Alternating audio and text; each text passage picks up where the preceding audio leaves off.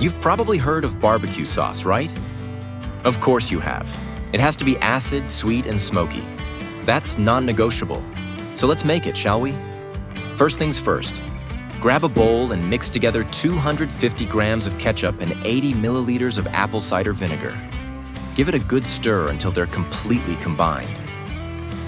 Now it's time to kick things up a notch with some bold, rich flavors.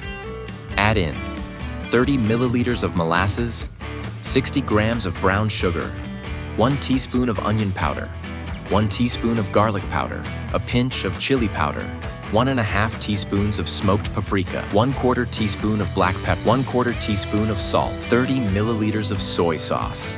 Go for dark soy sauce for that deep, rich color and flavor. Now mix until it's silky smooth. I don't want to see any lumps, got it? Pour that sauce into a pan and place it over medium heat. Bring it to a gentle boil, then lower the heat to a simmer. Let it bubble away for 20 minutes, stirring occasionally until the water will evaporate and it thickens into that beautiful, glossy, sticky perfection. After 20 minutes, take it off the heat and let it rest for 10 minutes. Trust me, it's lava hot and needs to chill. Then pour it into your favorite jar or container, and there you have it, your very own homemade barbecue sauce. Sweet, smoky, acidy, absolutely incredible. That's it for today, folks. Don't forget to give it a thumbs up, drop a comment, and I'll see you next time. Bye.